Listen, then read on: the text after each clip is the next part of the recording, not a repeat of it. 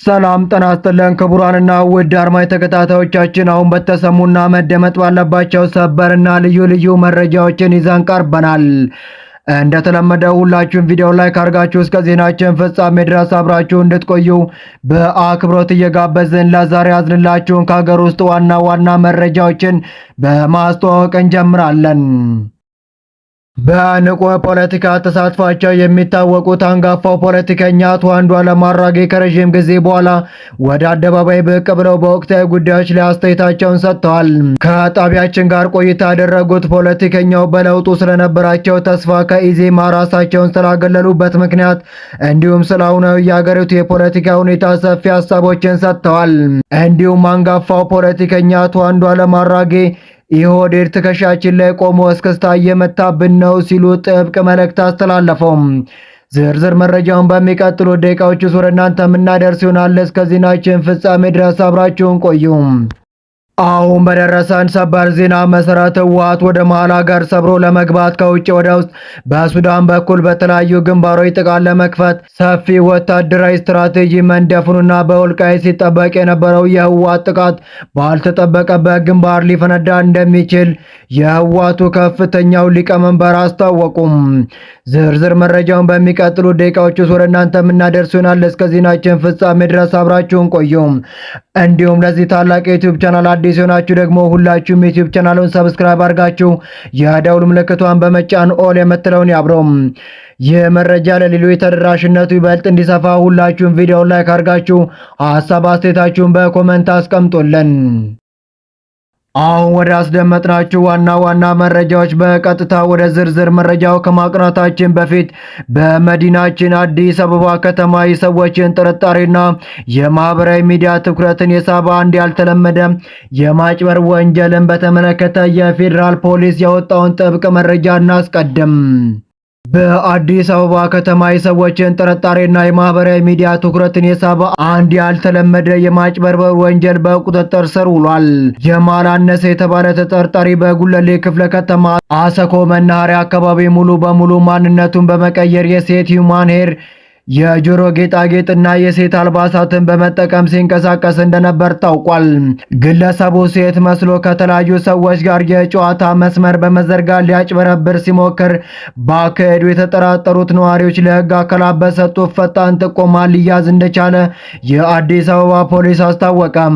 ፖሊስ በቁጥጥር ስር ውሎ ባደረገበት አካላዊ ፍተሻ ግለሰቡ ወንድ ሆኖ የተገኘ ሲሆን በተንቀሳቃሽ ስልኩ ውስጥም በተለያዩ ጊዜ የሴት ልብሶችን ለብሶ የተነሳቸው በርካታ ምስሎችና ቀደም ሲል በተመሳሳይ ሁኔታ ሲያጭበረብር እንደነበር የሚያረጋግጡ ምስክሮች ቃል ገብተውልኛል ሲል የአዲስ አበባ ፖሊስ አስታወቀም። መሰል ድርጊቶች ለከባድ የደህንነትና የወንጀል ማታለያነት የሚውሉ በመሆናቸው ህብረተሰቡ በአካባቢው የሚያያቸውን አጠራጣሪ እንቅስቃሴዎች በንቃት እንዲከታተልና ጥቆማዎችን እንዲቀጥል የህግ አካላት አሳሰቡም። በንቁ የፖለቲካ ተሳትፏቸው የሚታወቁ ፖለቲከኛው አንዱዓለም አራጌ ከረዥም ጊዜ በኋላ ወደ አደባባይ ብቅ ብለው በወቅታዊ ጉዳይ ላይ አስተያየታቸውን እየሰጡ ይገኛሉ።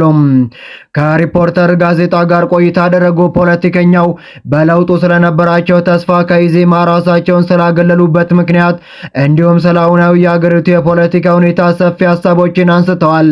ለውጡ የመጣ ሰሞን ብዙዎቻችን የነጋ መስሎን ነበር ያሉ ሲሆን በዚያ ሰሞን አገር ፈንጠዝያ ላይ ነበረ።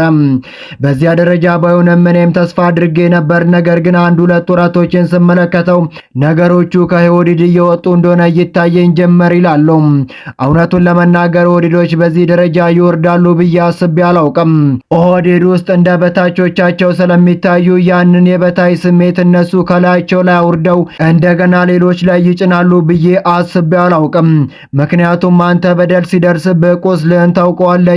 ያንን ቁስል ለሌላ ሰው ማቁሰል ትፈልጋለህ ብዬ አላስብም በማለት ኦህዴድ ሲሉ በጠሩት ቡድን ላይ ብርቱ ትችትን ሰንዝረዋል። አንጋፋው ፖለቲከኛ አቶ አንዱዓለም አራጌ ብርቱ ትችታቸውን ይቀጥሉና ኦህዴድ ሲሉ የጠሩት ቡድን በዚህ ደረጃ ይወርዳል ብዬ አልጠብቅም ነበር ይላሉ። በዚህ ደረጃ ይወርዳል ብዬ አልጠብቅም ነበር፣ ትከሻችን ላይ ቆመው እስክስታን ይወርዳሉ ብዬ አላስብም ነበር ሲሉም ተናገሩ። በአሁኑ ወቅት ኦህዴድ የሚባለው ህጋዊ የፖለቲካ ድርጅት ባይኖር ባይኖርም ብዙዎች የብልጽግና ፓርቲ ኦሮሚያ ቅርንጫፍ ኦህዴድ ሲሉ ሲጠሩት መስማት የተለመደ ነው። አሁን ላይ ሀገሪቱን እየመራ ያለው ገዢው ፓርቲ ከሁሉም ክልሎች የተውጣጣ የብልጽግና አደረጃጀት ሲሆን ፖለቲከኛው ብርቱ ትችታቸውን ያቀረቡት ግን ኦህዴድ ሲሉ በጠሩት አካል ላይ ነው።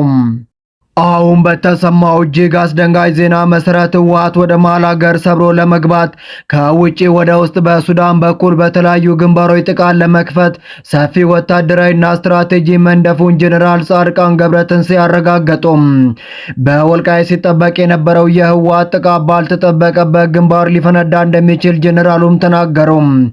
ጀነራሉ በህወሓት ወታደራዊ ዝግጅት ላይ በሰጡት ማብራሪያ በአፋርና አማራ አዋሳኝ አካባቢ ተደጋጋሚ ትንኮሳዎችን የፈጸመው ህወሓት የትኩረት አቅጣጫውን በአሁኑ ሰዓት በይፋ ቀይሯል። በምዕራብ ኢትዮጵያ በኩል ጥቃት ከፍቶ ወደ መሃል ሀገር ለመገስገስ አስበው የተንቀሳቀሰ መሆኑን ጀነራሉም ጠቁመዋል። ጀነራሉ በምዕራብ ኢትዮጵያ በኩል ሲሉ በቤንሻንጉል ጉሙዝ ክልል በኩል ማለታቸውም ታውቋል። የህወሓት ጀነራሎች በአሁኑ ወቅት ሰፊ ወታደራዊ ስትራቴጂ ነድፈው እየተንቀሳቀሱ መሆኑን የገለጹት ጀነራሉ በተለይም ከውጭ ወደ ውስጥ ለማጥቃት ተዘጋጅተዋል አሉ። ለዚህም ሱዳንን እንደ ዋና ወታደራዊ መንቀሳቀሻ እየተጠቀሙ መሆኑን ተጨባጭ መረጃዎችና እንቅስቃሴዎች መኖራቸውንም ተናገሩ። በጎረቤት ሀገር በሱዳን ውስጥ ለዓመታት የተደራጀው አርሚ 70 እንደ ቀጠናዊ ሚዛን ማስጠበቂያ ለመጠቀምና ከውጭ ወደ ውስጥ ለማጥቃት ተጨማሪ ኃይል እያስገቡ ነው ብለዋል። በቅርቡ አርሚ 13 ወደ ሱዳን መሻገሩን ያረጋገጡት ጀነራል ጻድቃን ገብረትንሳኤ ሌሎች ተጨማሪ አርሚዎችን ሊጨምሩ እንደሚችሉ ፍንጭ ሰጥተዋል። አርሚ 13 ወደ ሱዳን ለመሻገር ሲንቀሳቀስ መንገድ ላይ ሁለት ጊዜ በፌዴራል መንግስቱ በድሮን ጥቃት ቢመታም የተረፈው አርሚ 70 ተቀላቅለዋል ብለዋል። የተረፈው አርሚ 70 ተቀላቅለዋል ሲሉ ተናገሩ። ሽራሮ ላይ የተፈጸመው የድሮን ጥቃት በህወሓት ማረጋገጫ የተሰጠበት ቢሆንም ሱዳን ከገባ በኋላ ሽራሪና ላይ ተጨማሪ ድብደባ መፈጸሙንም ጀነራሉ ገልጸዋል። መርጦታል በተባለው ቤንሻንጉል ጉሙዝ ክልል አርሚ 70 ከሱዳን ጋር አሰልፎ መዋጋቱን ጀነራል ጻድቃን ገብረትንሳኤ መረጃውን አጋልጠዋል። አርሚ 70 እስከ ጉምሩክ ድረስ ዘልቆ በመግባት ውጊያ አድርጎ ተመቶ ወደ ኋላ መመለሱንም ጠቁሟል። ህወሓት ተጨማሪ ኃይል ወደ ሱዳን ማስገባቱንና አርሚ 70 ኩርመኩ ድንበር ድረስ መላኩ መንግስት ትኩረት ባልሰጠበትና ኃይል ባላሰማራበት አቅጣጫ ጥቃት ለመክፈት እየተዘጋጀ መሆኑን ያመላከተ ነው ብሏል። ይሁን እንጂ የፌዴራል መንግስቱ በሁሉም ግንባሮች ኃይል አሰማርቶ በንቃት እየጠበቀ ነው ብለው እንደሚያስቡም ጀነራሉ ገለጹ። ከውጭ ወደ ውስጥ ለማጥቃት የተዘጋጀ ወታደራዊ እቅድ ከህወሓት ጀርባ ያሉ ኃይሎች ቀጥተኛ ድጋፍ ለመስጠት እንደሚያመቻቹ የተሰላ ነው ብለው እንደሚገምቱም ጠቁመዋል። ከህወሓት ጀርባ ተሰልፈዋል የሚባሉ ግብጽ፣ ሻቢያና የጀነራል አልቡርሃን ጦር ህወሓት ከሱዳን በኩል ካጠቃ ከጀርባ በቅርቡ የሎጂስቲክ ድጋፍ ለማድረግ እንደሚጠቀሙበትም ገለጹ። ምንም እንኳን የጥቃቱ ትኩረት ከውጭ ወደ ውስጥ ቢሆንም በተከዜ በኩል ወደ ወልቃይት ሰብሮ ለመግባት ሊሞክር እንደሚችሉ ጀነራሉ ጠቁመዋል። ወልቃይት ላይ ከሱዳን በተከዜም በኩል ጥቃት ሊከፈት እንደሚችል ከዚህ ቀድሞ ሲገለጽ የነበረ ሲሆን መንግስትም በዚያው ግንባር ከፍተኛ ኃይል አሰማርቷል ሲሉ ጀነራል ጻድቃን ገብረትንሳኤ ተናገሩ።